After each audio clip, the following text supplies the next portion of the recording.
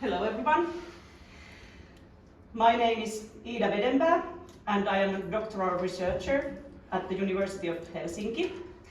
This is my first conference presentation in a live conference, so thank you. Thank you for making me feel very safe here.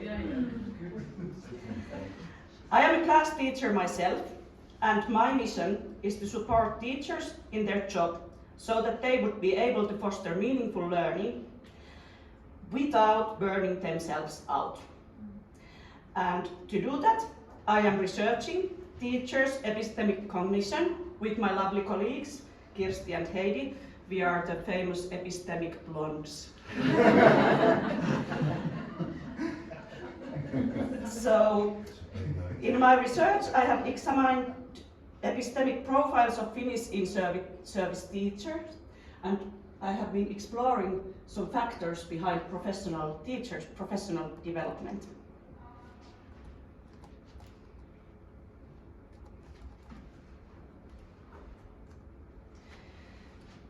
Wicked problems of the world force us to rethink schooling and learning. As understanding of high-quality learning improves, reforms all over the world are aiming to foster student-centered, active and collaborative ways of learning. However, we have a strong tradition of teacher-centered pedagogies that view the role of a learner quite passive. Classroom norms change slowly and require time and understanding of the reasons behind the change. As Brunner stated, improving education requires teachers who understand and are committed to the improvements envisioned.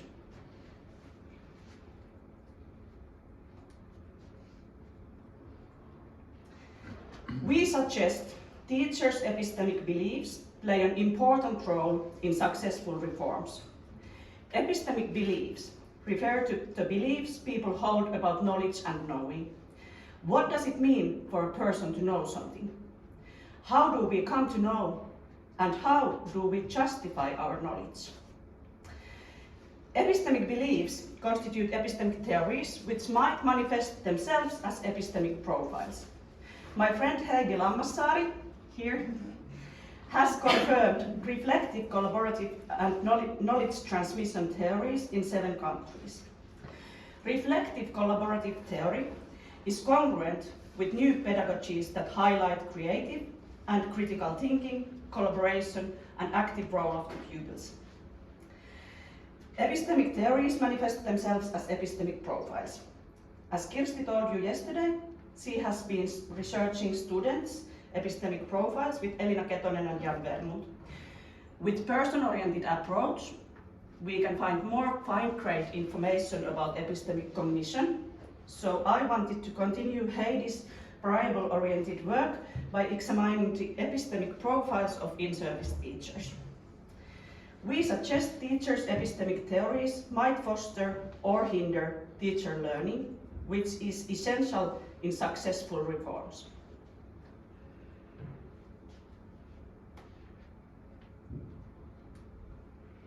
Along with teachers' epistemic beliefs, we also wanted to include mindset to our study, as teacher mindset has been proven to play an important role behind their teaching practices.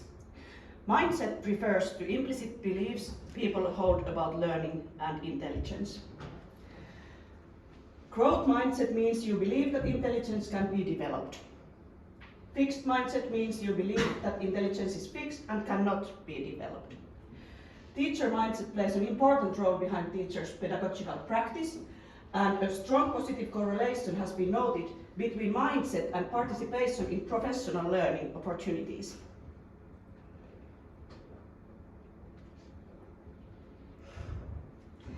So, this study aimed to apply a person-oriented view in order to identify epistemic profiles within Finnish in-service teachers and explore how the profiles differ in terms of mindset and problematic learning. And also exhaustion, by the way. It's forgotten from there, sorry about that. But now I will tell you more about the methods. So the data was collected as a part of the Growing Mind research project between March 2019 and February 2020, so it was before COVID. More info you can find from our website. The participants were 200 in-service teachers from 6 comprehensive schools from grades from 1 to 9 in metropolitan Helsinki area. Most of them were female, aged 25 to 65, and average working experience 13 years. We measured their epistemic beliefs, collaborative knowledge building, certain knowledge, surface approach, and valuing metacognition. That formed the basis for epistemic profiles. The dependent variables were mindset, problematic learning, and exhaustion. Exhaustion is one of the symptoms of burnout, and problematic learning refers to unwillingness to develop, and it's from Vermont and Hoffman's Cambridge learning scales. A person-oriented cluster analytical approach was used to classify teachers into groups with similar epistemic profiles. We then compared the differences between the profiles in terms of other variables. And this is what we found.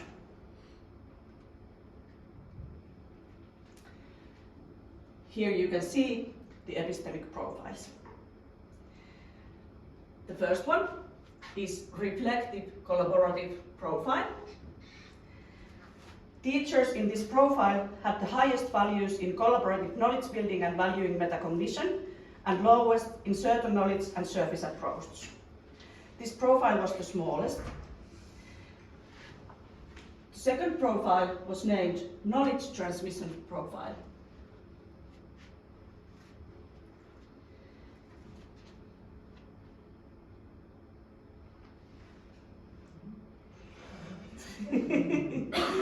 Teachers in this profile scored highest in certain knowledge and surface approach, and lowest in collaborative knowledge building and valuing metacognition. This was the largest of the 3 profiles.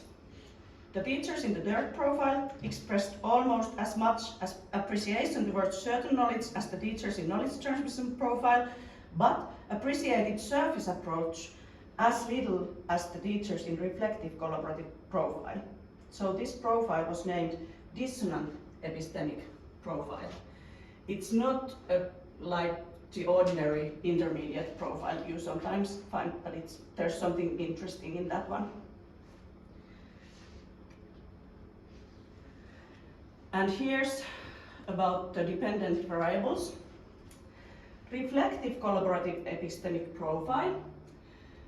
The teachers were mature and had the longest working experience. They scored lowest in problematic learning and exhaustion.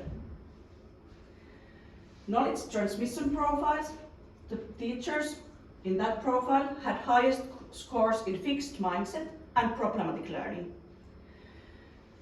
And they had moderate exhaustion. Dissonant epistemic profile. In dissonant epistemic profile, the teachers had lowest scores in fixed mindset, so they had growth mindset, and highest scores in exhaustion.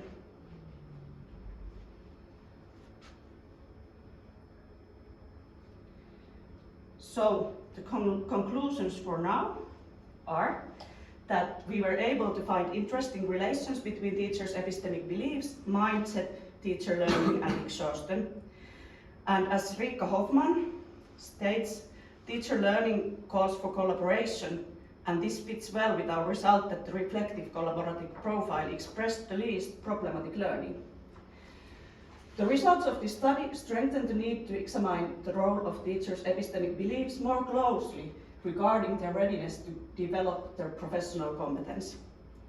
And some implications could be that we can do workshop with teachers' mindset, because we know that mindset can be changed, and workshops for teachers would be very beneficial for that. And also promoting collaborative knowledge creation in teacher education would be one way to develop this kind of epistemic theory for teachers. Thank you.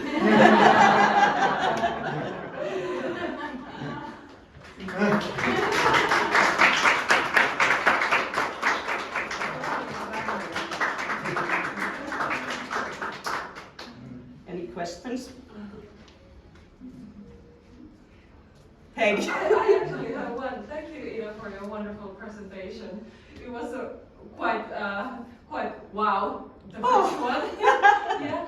So I was wondering, do you have any ideas why do the dissonant epistemic profile? Why might they score the highest in exhaustion? This is of course also my personal interest. But do you have any ideas for that, or have you found some evidence or previous research which might support your ideas or your findings? I mean, they were the youngest.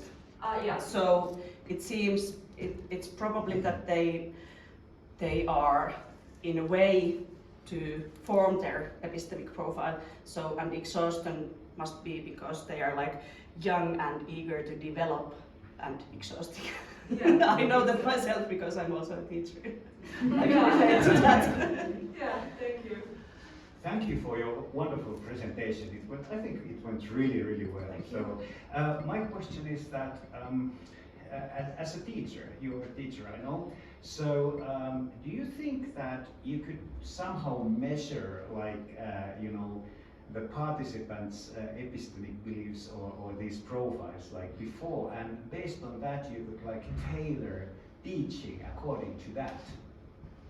Would it be possible? I'm thinking that if there's somebody in a specific group, like that, and you would say that okay, this person probably this group needs a little bit different approach. You know what I mean? Yeah, I know what you mean, and this would be very interesting to do this for them, this test before, and then see who needs what kind of teaching. Yeah, that would be interesting. Yes.